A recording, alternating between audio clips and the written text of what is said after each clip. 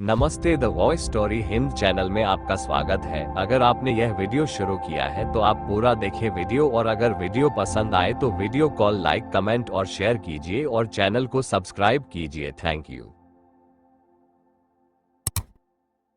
रणचंडी की ज्वाला थी वो, झांसी की अभिमानी, स्वाभिमान की मूर्ति बनी, भारत माँ की रानी। बचपन से ही निर्भीक रही, तलवार थी खेल उसका, बादल पर चढ़ दौड़ पड़ती, दुश्मन था लक्ष्य उसका। घोड़े की लगाम पकड़ी तो आंधी सी चल पड़ी, तलवार उठाए हाथ में तो बिजली भी जल पड़ी।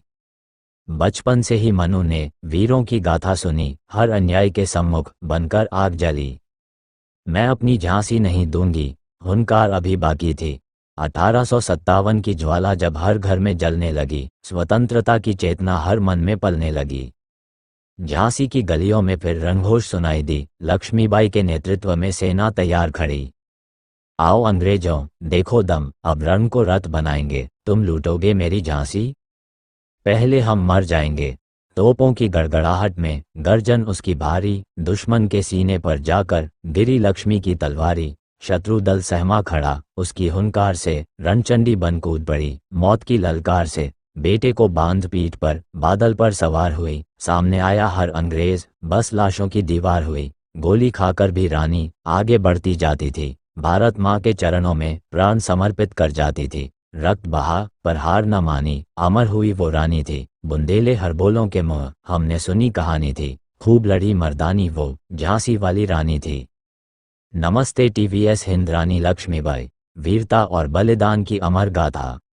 रानी लक्ष्मीबाई भारतीय इतिहास की उन महान विभूतियों में से एक हैं जिनका नाम आज भी वीरता, साहस और स्वतंत्रता संग्राम के प्रतीक के रूप में लिया जाता है।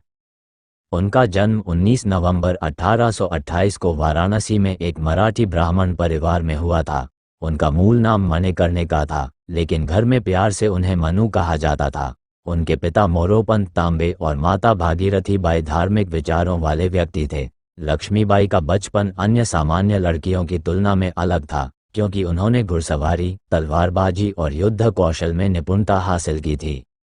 जब मनु मात्र 4 वर्ष की थीं, तभी उनकी माता का देहांत हो गया। इस दुखद घटना के बावजूद उनके पिता ने उन्हें आत्मनिर्भर और साहसी बनाया। वे पेशवा बाजीराव द्वितीय के दरबार में कार्यरत थे, इसलिए मनु का बचपन पेशवा के दरबार में बीता। वहां उन्होंने नाना साहेब और तात्या टोपे जैसे मित्रों के साथ युद्धकला सीखी। इसी प्रशिक्षण ने आगे चलकर उन्हें भारत के प्रथम स्वतंत्रता संग्राम में एक शक्तिशाली योद्धा बनने में सहायता की। 1842 में उनका विवाह झांसी के महाराज गंगाधर राव से हुआ, जिसके बाद वे झांसी की रानी लक्ष्मीबाई के नाम से प्रसिद्ध हुईं। विवाह के कुछ वर्षों बाद ही 1851 में उन्हें पुत्र रत्न की प्राप्ति हुई, लेकिन दुर्भाग्यवश उनका पुत्र कुछ ही महीनों में चल बसा। इस संकट से उबरने के लिए गंगाधर राव ने एक दत्तक पुत्र आनंद राव को गोद लिया और उसे उत्तराधिकारी घोषित किया, लेकिन 1853 में महाराज गंगाधर राव का निधन हो गया। इसी समय ब्रिटिश सरकार की लैप्स पॉलिसी, हड़प नीति लागू थी, जिसके तहत बिना किसी प्राकृतिक उत्तराधिकारी वाले राज्यों को अंग्रेजी हुकूमत में मिला लिया जाता था। गवर्नर जनरल लॉर्ड डलहौजी ने इस नीति का सहारा लेकर झांसी को ब्रिटिश शासन के अधीन करने की कोशिश की।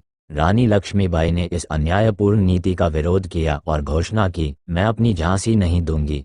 उन्होंने ब्रिटिश हुकूमत के खिलाफ खुला संघर्ष करने का निश्चय किया।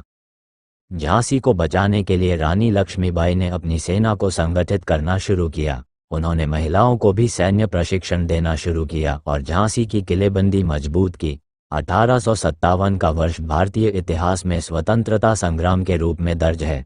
इसी वर्ष मंगल पांडे के विद्रोह के साथ पूरे भारत में क्रांति की ज्वाला भड़क उठी। झांसी भी इस क्रांति का केंद्र बनी। ब्रिटिश सेना ने झांसी पर आक्रमण किया, लेकिन रानी लक्ष्मीबाई ने अद्वितीय वीरता का परिचय देते हुए अंग्रेजों को कड़ी टक्कर दी। मार्च 1858 में ब्रिटिश कमांडर सर ह्यू रोज ने झांसी को घेर लिया।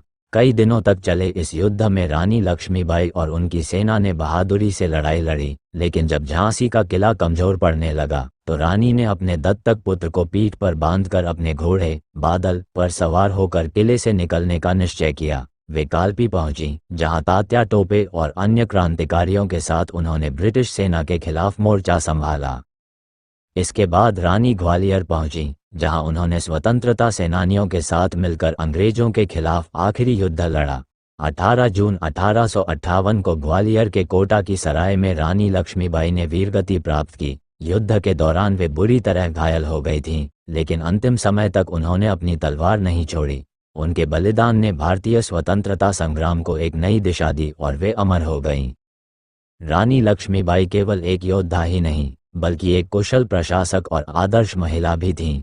वे न केवल झांसी की रक्षा के लिए लड़ीं, बल्कि उन्होंने महिलाओं को भी प्रेरित किया कि वे अपने अधिकारों के लिए संघर्ष करें। उनकी वीरता, नेतृत्व और बलिदान की कहानी आज भी हर भारतीय के लिए प्रेरणा स्रोत है। स्वतंत्रता संग्राम के इतिहास में उनका नाम स्वर्ण अक्षरों में अंकित है। रानी लक्ष्मीबाई का व्यक्तित्व अद्वितीय था। वे अद्भुत घुड़सवार थीं और तलवारबाजी में निपुण थीं। उनकी युद्धकला, रणभूमि में उनकी रणनीति और उनकी अपराजेय इच्छाशक्ति ने ब्रिटिश सेना को भी चौंका दिया था। वे निडर थीं और अपने सैनिकों के साथ समान रूप से लड़ती थीं। उनके नेतृत्व में झांसी की जनता ने अंग्रेजों के खिलाफ एकजुट होकर लड़ाई लड़ी। आज भी रानी लक्ष्मीबाई की गाथा लोकगीतों, कविताओं और साहित्य में जीवंत है। उनकी वीरता का वर्णन करते हुए सुभद्रा कुमारी चौहान ने लिखा था, बुंदेले हर बोलों के मुंह हमने सुनी कहानी थी, खूब लड़ी मर्दानी वह तो झांसी वाली रानी थी। रानी लक्ष्मीबाई भारतीय स्वतंत्रता संग्राम की उन अग्रणी महिलाओं में से एक थीं, जिन्होंने ये सिद्ध कर दिया कि महिलाएं भी युद्ध के मैदान में पुरुषों के समान साहस और वीरता दिखा सकती हैं। उनके बलिदान ने भारतीय स्वतंत्रता संग्राम को गति दी और आने वाली पीढ़ियों को प्रेरित किया। उनकी स्मृति में झांसी, ग्वालियर और भारत के कई अन्य स्थानों पर उनकी प्रतिमाएं स्थापित हैं। भारत सरकार ने उनके सम्मान में डाक टिकट जारी किए और उनके नाम पर कई शिक्षण संस्थान, सड़कें और सैन्य संस्थान बनाए गए।